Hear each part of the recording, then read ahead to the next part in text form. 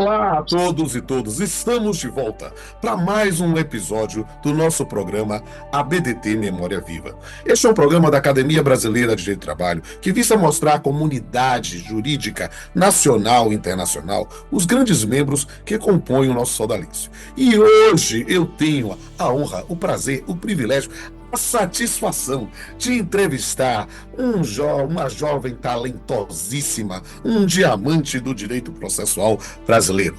Minhas senhoras e meus senhores, com vocês, a minha querida colega, amiga, confrenta, Carolina Tupinambá. Carol, que bom te receber no ABDT Memória Viva. Eu que falo, agradeço muito. De todos os grupos que eu participo, com certeza a academia é o grupo mais querido do meu coração. E eu fico muito feliz porque a recíproca é verdadeira. Você é muito querida por todos e todas aqui na academia. E a gente quer conhecer um pouco mais de você, Carol. Esse programa ele tem a vantagem de trazer a biografia, trazer a vida de cada um dos nossos membros por eles próprios. É um momento de não estarmos relatando, mas contando a história. Então, é o momento Carolina Tupinambá por Carolina Tupinambá. Carol, conte aí pra gente quando você nasceu, onde você teve sua formação fundamental. Bom, eu nasci em 79, então hoje tenho 44 anos. Nasci no Rio de Janeiro, mas quando eu tinha 3 anos, meus pais se separaram e a gente foi morar no interior com a mamãe. Então eu aprendi a ler no Rio e fui, na época era CA, né? E fui então para Mendes. É uma cidadezinha que só tem uma rua, um jornaleiro, uma padaria e acabou. E aí, lá não tinha escola, então eu tinha que viajar para uma outra cidade chamada Vassouras para poder estudar. E eu queria, depois eu comecei a nutrir a vontade de fazer faculdade no Rio de Janeiro. Apesar de que nem vinha ao Rio de Janeiro, eu fiquei realmente cresci no meio do mato mesmo, não sabia nem andar de escada rolante, mas quando eu comecei a pensar nisso, eu conheci 4 professores que tinham a ideia de montar um curso assim para as pessoas que quisessem passar em vestibular, né? Na época, cada faculdade tinha o seu vestibular, e aí eu fui estudar com eles em Barra do Piraí. Aí era uma escolinha assim, pequena, mas você tinha que meio que passar por um açougue, com as carnes penduradas aqui na açougue antigamente, para você chegar na coisa. E aí, aí eu fiz, então, o que seria o primeiro, segundo, terceiro ano antes do vestibular, lá em Barra do Piraí. É, Daí era um pouco longe, um pouco mais longe de Mendes, pegava uma estrada de chão, era complexo, porque eu tinha que acordar às 5 horas da manhã para poder chegar na escola 7. E aí, quando a gente terminou, né, os 3 anos, até hoje eu sou amiga desses professores, um faleceu, mas eles me inscreveram em todos os vestibulares, porque eles queriam montar, então, um cursinho de vestibular. E lá não tem muito. Lá mesmo não tinha internet, mal tinha televisão, então você estudava pelas enciclopédias. Aí tinha Conhecer, tinha Barça. Então eu estudava, eu ficava lendo, sublinhando enciclopédia. Ou você ficava caindo no mundo, ficava. Tinha muita gente que ficava cheirando maconha, usando droga. E eu sempre fui asmática, nunca fumei nem cigarro, então a minha vida era ficar em casa estudando. E eles. Então, passei 3 anos, assim, bem. Era um estudo diferente, né? Porque de enciclopédia mesmo. E E aí, como é que o direito surgiu em sua vida? aí eles me inscreveram em tudo que é vestibular, para poder fazer o cursinho. Aí eu fiz vestibular de medicina, de veterinária, de física, matemática, mas eu queria ser engenheira. O único vestibular que eu queria realmente passar, eu não passei, que era do IME, que eu queria ser engenheira do IME, aí eu queria construir em alto mar, e aí eu queria vender essa ideia para os governos de países pequenos, tipo Japão, e aí a construção ia ganhar o Oceano Pacífico, o Oceano Atlântico, e aí eu lia muito hidrostática, muita coisa, e fui fazer engenharia no fundão. Mas quando eu passei nos vestibulares, na época eu fazia muito teste vocacional. E os meus testes vocacionais, eu ficava irritada, porque sempre dava uma área de comunicação, de não sei o quê. E eu gostava de física, química, matemática. Então eu falei, esses testes vocacional, tu bandidagem. E aí fazia. E aí fui estudar engenharia. Aí, quando eu estudei engenharia no Fundão, eu fiz engenharia há 3 anos e meio. Explica para as pessoas o que é o fundão, tá? Sim, a UFRJ, a Universidade Federal do Rio de Janeiro, que assim, depois do IME era o que havia, entendeu? Mesmo assim, eu estava meio magoada de não ter passado, porque eu tinha passado tudo. Era medicina, que era difícil na época, comunicação, e cada coisa eles me inscreveram. E aí eles me inscreveram, porque na época, a UERJ era a melhor faculdade de direito assim, do Rio de Janeiro em termos de dificuldade de passar no vestibular. Então, eles me inscreveram lá na UERJ. E aí, quando eu passei, eu fiquei com pena. Foi o único lugar que eu tranquei. Todos eu só passei para ter o título e eles abriram cursinho. Hoje eles são o maior cursinho lá da região serrana, mas. E aí, quando eu passava, eles botavam umas faixas na frente da minha casa, obrigada, a gente fazia festa. Mas aí, na UERJ, eu realmente eu tive essa intuição de trancar, porque sempre dava isso no teste vocacional. Eu falei, sei lá, vai que é verdade, deixei trancado. Mas fiz o negócio, a engenharia. A engenharia, eu dava muito para sobreviver no Rio. Eu dava muita aula particular de física e matemática, a tarde inteira. E desencantei, porque aquele negócio de construir no alto mar, de usar o capacete amarelo, não sei o quê, não tinha nada a ver, porque era tudo negócio de computador. Então, eu ficava assim meio desiludida. E eu era a única menina, a única mulher da sala e eu era muito. Tinha muito bullying, porque eu era meio capial também, eu usava uns vestidos, umas tranças no cabelo, eu era meio sem noção. E aí, aquilo foi me desgastando. E eu falei: quer saber, eu vou começar a fazer aquela faculdade que aquele pessoal falou que era do teste vocacional. E aí fui fazer direito e achei aquele troço tão fácil, porque diaria era difícil, tinha que estudar, era desesperador. Aí eu falei, vou ficar fazendo esse treco. Mas eu dava aula, então, tipo assim, de manhã eu ia pro UFRJ, aí de tarde eu dava aula, de noite eu ia para a UERJ. E aí, depois, quando eu estava no quarto período da UERJ, eu resolvi largar o engenharia. Aí falei, não vou dar para nada mesmo, vou fazer essa porcaria dessa UERJ e vou voltar para a Mendes, sei lá, um negócio qualquer. Aí, eu já tinha acabado, tinha concluído quase tudo na engenharia, mas eu não conseguia passar no negócio de programação de computador. Aquele negócio de 0, 0, 0, e aqueles algoritmos eu levava pau naquele troço. E não estava acostumada a levar pau, não levava muito bem, aí ficava frustrada, aí falei, vou sair dessa faculdade porque não tem nada a ver do capacete, tem nada a ver de vender ideia para governo alemão, não tem nada a ver. Aí fiquei só na UERJ. Mas enquanto UERJ, para sobreviver, o que eu tinha que fazer? Eu tinha que dar aula particular, porque os estágios não pagavam o que eu ganhava na aula particular. E eu não tinha como. Eu dividia apartamento, então, no final de semana, eu animava a festa infantil, ou trabalhava com criança em resort, em hotel, e durante a semana eu dava aula. Aí, um dia falaram assim: não, Carolina, você tinha que fazer um estágio para você parar de ser, porque eu também era uma estranha na faculdade de Direito, né? Porque era a única que gostava de matemática. E aí. Eles falaram que se eu talvez fizesse um estágio de trabalho, poderia ter um negócio de cálculo. Aí eu falei, será? Então tá bom. Aí eu fui fazer um estágio no Pinheiro Neto Advogados, que era difícil, porque naquela época era tipo um negócio assim dos melhores alunos da UERJ que conseguiam entrar, porque tinha que falar muita língua. E eu não sabia língua, eu sabia, lembra que uns encartes no jornaleiro, que era, sei lá, aprenda a falar, speak, não sei o quê. E eu comprava aqueles encartes. Então, eu tinha feito todos os encartes de francês, de inglês, de espanhol.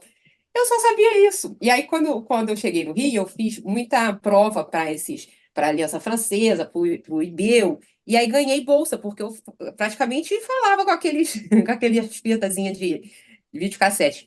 E aí, por isso o Pedro Neto me contratou, não por nada, mas só porque eu falava, fazia as provas em outras línguas. Foi E assim que o aí, direito de trabalho surgiu em sua vida. é, e aí foi isso. E aí eu fui. Aí quando eu entrei no Pedro Neto, e era para fazer a aula trabalhista, a parte trabalhista, para poder fazer cálculos, enfim, que poderia ser uma coisa menos ruim naquela tragédia toda da minha vida, que eu não tinha me encontrado. Me botaram no direito tributário, que tinha acabado, né, não ia ter área mais trabalhista do Pedro Neto do Rio de Janeiro. Aí eu fui para aquele direito tributário, cortava, colava igual um animal. Falei, gente, que gente imbecil, meu Deus do céu. Era a minha tese, aí fazia, eu cortava, colava, o dia inteiro tirava xerox. E aí eu falei, realmente a vida não foi feita para mim, não. E aí o Pierre Neto, Sim, depois de uns 6 meses, falou assim, que vinha um alemão para abrir a área trabalhista. Aí eu falei assim, bom, então sempre falaram que tinha cálculo, eu vou lá. Aí eu fui e era eu, o alemão, que também não falava português direito, e contrataram uma advogada. Só que o que aconteceu com essa advogada? Essa advogada, ela estava grávida e ela teve uma complicação na gravidez. Então ela ficou afastada quase 2 anos, porque o filho nasceu mal, ela ficou mal, não sei o quê. Então fiquei eu e o alemão. Como o alemão não sabia nada, eu advoguei sendo estagiário. Então fiquei muito. Fiquei bem. Aí quando aí eu ia fazer sustentação oral mesmo sendo estagiária. E aí quando eu fui fazer, eu gostei bastante. Aí eu falei, eu acho que eu vou ficar fazendo esse negócio aqui mesmo. E principalmente quando eu comecei a fazer negociação coletiva, porque o alemão também não fazia. Então foi uma oportunidade assim, meio, meio grog que aconteceu no Pinheiro Neto. Certo. E aí você foi, formou-se, atuou na Isso. advocacia, como é que foi surgindo o magistério, como é que foi surgindo o trabalho e o processo do trabalho, né? Isso, aí, quando eu me formei, no mês que eu estava me formando na UERJ, decidiram que aquele negócio de direito de trabalho não dava dinheiro para o Pinheiro Neto. Falaram assim, vamos fechar a área. Aí eu falei, meu Deus. Aí me chamaram para ficar no tal do direito tributário. Aí eu falei assim, não, então eu vou embora. Aí fui embora, o pessoal gostava de direito de trabalho. No elevador do Pinheiro Neto, eu já falei assim, que bosta que eu fiz, gente. Que imbecilidade, tô sem trabalho, meu Deus. Aí, virei uma desempregada, véspera da minha formatura, estava no escritório bom, comecei a deixar currículo em tudo quanto é lugar. E aí, fui fazer uma ação de um tio, avô, uma coisa assim, distante, mas que era contra a doméstica dele. Mas não tinha muito o que fazer, então eu escrevia muito, eu gostava muito de escrever. E aí, ele fez acordo e ficou com a contestação. E foi almoçar com um sujeito que era dono de um escritório de Minas que queria abrir no Rio. E esqueceu minha contestação. E esse sujeito, então, me ligou e perguntou se eu não queria tomar conta do escritório dele no Rio. E aí, na época, ele falou assim: eu ganhava no Pio Neto, eu era praticamente rica, porque eu ganhava no Pio Neto, sei lá, uns R$ 2.000, aquilo era riqueza, né? E ele me ofereceu R$ 700. Falou assim: mas eu só tenho R$ 700. Eu falei: gente, eu vou para Mendes ou eu fico aqui com esse homem? Aí eu aceitei os R$ 700. E aí no primeiro mês ele pediu, estava havendo as privatizações no Brasil. Então eu me formei com 23, né? 23 anos, e entrei na faculdade em 98. E aí, então a Telerge, né? No Rio tava virando Oi, Telemar, sei lá. E esse cara tinha conta da Telerge, porque ele era amigo do presidente da Telerge, era enfronhado com o governo. A partir do momento da privatização, eles queriam mais eficiência e iam tirar essa pessoal. E ele então pediu que eu fosse na reunião de transição do público para o privado para conhecer o novo diretor jurídico, não sei das quantas. Eu fui e o sujeito estava ensandecido contra o escritório, falou que tinha uma lista de escritórios, prestadores de serviço, que nós éramos o pior. Eu estava assim, há menos de um mês no escritório, nem sabia do que ele estava falando. Falou que queria tirar a conta do escritório, não sei o quê. Eu falei, olha, senhor, vamos fazer o seguinte, me dá uns 3 meses para poder ver quais são as teses, o que aconteceu. E aí, então, ele falou, tá bom, tá bom. E aí, quando eu voltei para o escritório, esqueci, eu estava me formando também, porque aí no meio da faculdade de Direito, eu passei para manhã, quando eu saí da engenharia, e de noite passei a fazer artes cênicas na Unirio, que é outra faculdade federal aqui no Rio. E aí eu me formei em artes cênicas. E aí eu fiz um documentário sobre a Telerge, que viraria a Telemar com juízes, por que que os juízes não gostavam da Telerge, e chamei então, esse diretor jurídico para assistir, fiz todas as teses de defesa, encadernei, registrei no NPI, cedi o direito para a nova Telemar. E aí o cara ficou impressionado, feliz, e falou assim: não, então você toma conta dessa conta. E eu falei pro dono do escritório que eu não queria mais, porque por R$ 700 eu só queria mostrar para ele que eu era empenhada e capaz, não queria ficar com essa má impressão de ser a representante do escritório pior. E aí ele falou assim, não, quanto que a senhora quer ganhar? Eu falei assim, não, deixa, o senhor não vai pagar mesmo. Aí, não, pode falar. E aí eu falei assim, olha, eu quero ganhar assim uns 10% a mais que um salário de um juiz de hoje. Aí ele, era tipo uns R$ 10.000, eu tava ganhando 700, mas só que ele que era o jeito que ele tinha de ficar com a conta da Telemar. E aí ele me pagou, aí eu fiquei rica. Aí eu passei a fazer tanto curso, aí eu realmente me formei na Aliança Francesa, aí me formei, fiz Michigan, os caceta, acabei com a história das línguas, e comecei a ter muita, assim, eu sentia falta de dar aula particular, então comecei a pensar em fazer o mestrado, e logo no mesmo ano que eu saí da faculdade, durou um semestre e eu entrei no mestrado. Aí eu fiz a prova do mestrado. E esse senhor foi bom para mim, porque apesar do escritório ter sido muito massa até, que eu não gostava muito, eu acabei viajando para o Brasil inteiro, fazendo sustentação oral no Brasil inteiro, e ele me deixou em paz para fazer o mestrado. E logo, na faculdade eu era monitora também, então eu já dava aula desde 2003, na verdade. E meu concurso na UERJ foi em 2011, e o meu concurso na Unirio, eu já tinha doutorado em 2011. Antes de ter 30 anos, eu já tinha doutorado, porque eu emendei tudo. E o meu orientador de doutorado é a coisa que mais amo na face da Terra, que chama Leonardo Greco. Ele era um sujeito muito rabugento, e hoje em dia é meu melhor amigo, mas ele era advogado também. E nós fomos, não tinha na UERJ doutorado em processo. Eu gostava muito de processo, não tinha doutorado. Então, foi a primeira turma de doutorado. Tanto é que o MEC autorizou só 3 vagas. E aí eu consegui passar e fiquei com esse orientador que, assim, me pegou pela mão, foi a pessoa que me ensinou tudo na vida, é um gênio, um cara, assim, fora de série. E aí logo no mês que eu defendi, no mês seguinte abri um concurso e eu passei. Tinham 2 candidatos só. No meu concurso da Unirio foi mais complexo, porque tinha muita gente, poderia fazer a partir do mestrado, não precisava ter doutorado. Então, foi mais difícil, eu acho, né? Mas na Unirio eu acabei fazendo em direito do trabalho. Quando eu fiz quando a vaga era direito do trabalho, que eu gostava, mas enfim, eu não tinha essa expertise, aí eu pensei em fazer um segundo doutorado e fiz na USP, ligado a direito material do trabalho. É, Quando acabou essa história, eu já tinha saído do escritório, eu sonhava em montar um escritório para mim, e fui juntando um dinheirinho, porque esse homem me pagava um dinheiro muito bom. E aí eu fiquei um tempo quando eu abri meu escritório para poder conseguir sobreviver, porque ele. Carol, é, cada uma curiosidade terrível, porque você vai numa metralhadora. Você pode dizer para o pessoal quantos cursos de graduação e especialização e pós você tem completos e quantos você não concluiu? Não, eu Só só em não concluí a engenharia, só não concluí a certo. engenharia. Depois eu fiz graduação, eu sou graduada em Direito e em Artes Cênicas, uma estadual e uma federal. Aí depois o mestrado eu só tenho na UERJ, em Direito em Processual.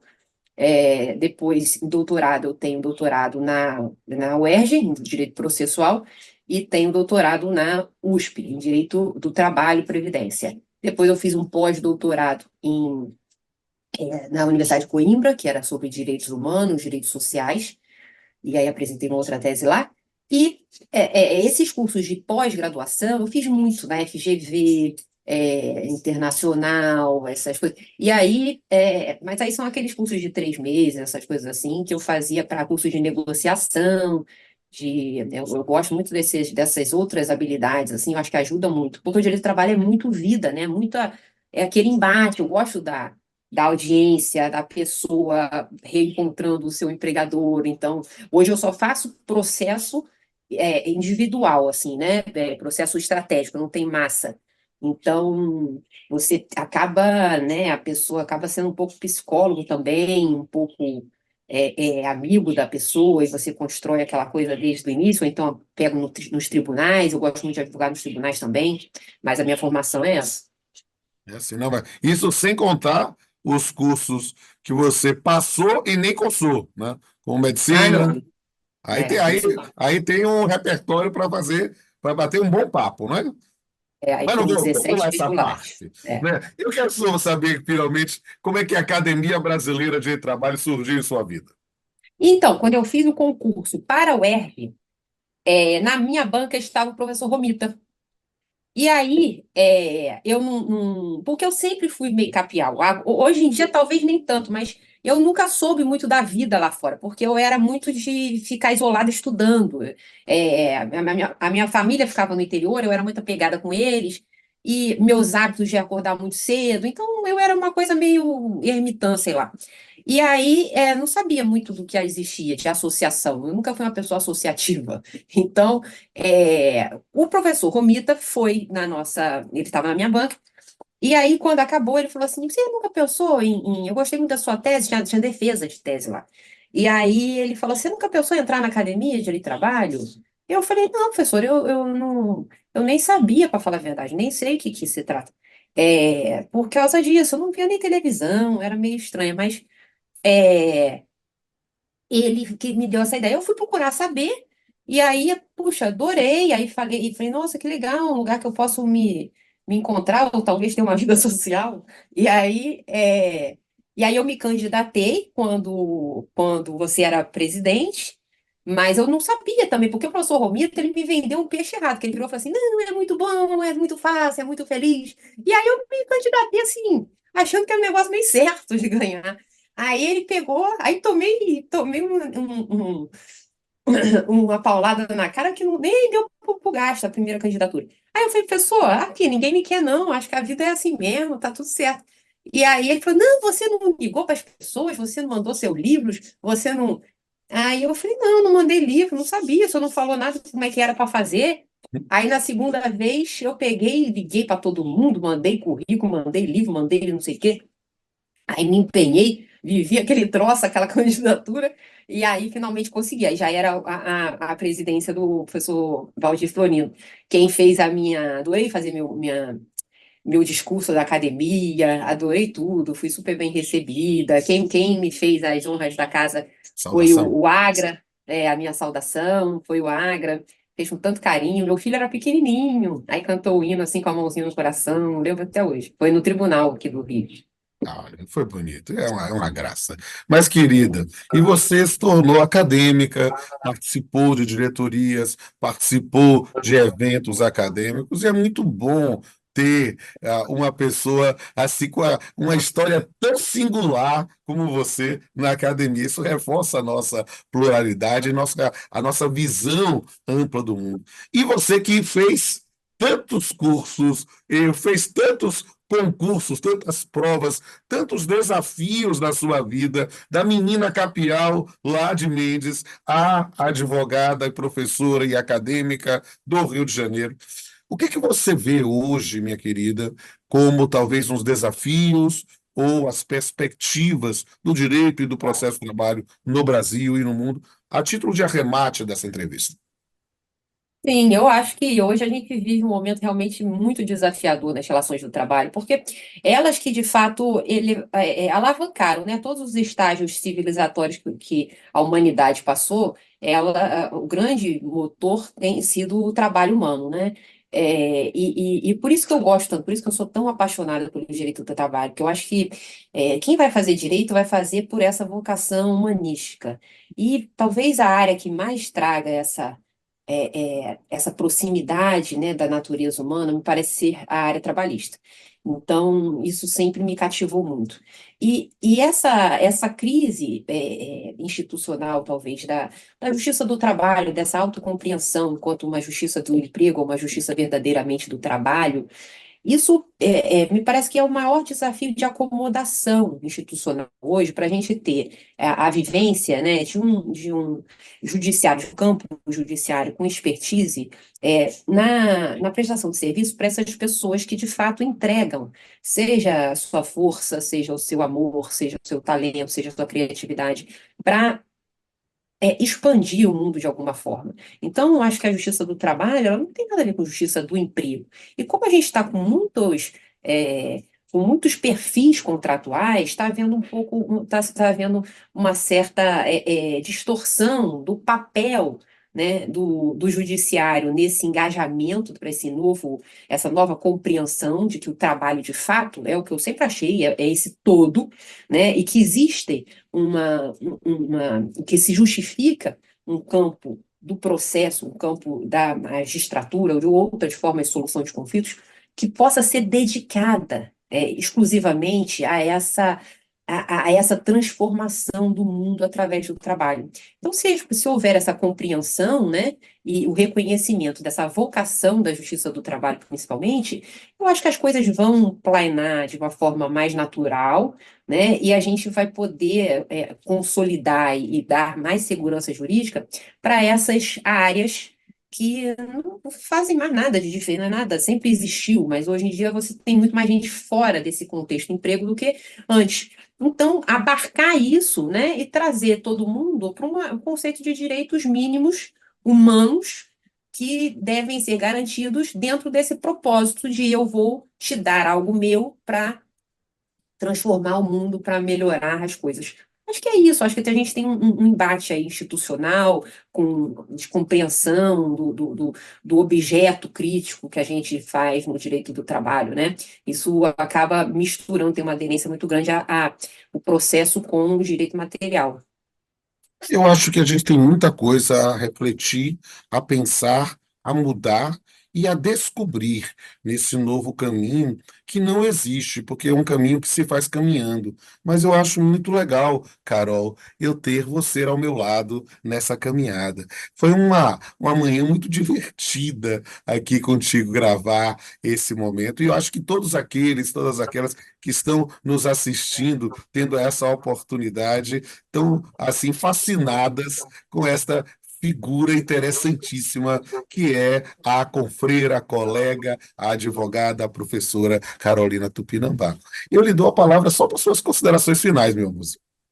Querido, você é o meu confrade, assim, um dos que eu mais me identifico, porque você também é doido, você também se mete em um monte de confusão, você também adora escrever e tem esse viés, assim, ligado às artes, ligado à representação. Então, o jeito que você dá aula é muito parecido com o jeito que eu dou aula, essas confusões que a gente coloca nos nossos alunos, excursão no TST, teatralização das audiências. Então, eu me identifico muito, além de vários confrades que a gente tem tanta coisa em comum, né? E eu acho que a academia tem esse mérito de arregimentar pessoas apaixonadas pelo mesmo objeto. Eu tenho um carinho muito especial e lhe agradeço muito essa entrevista.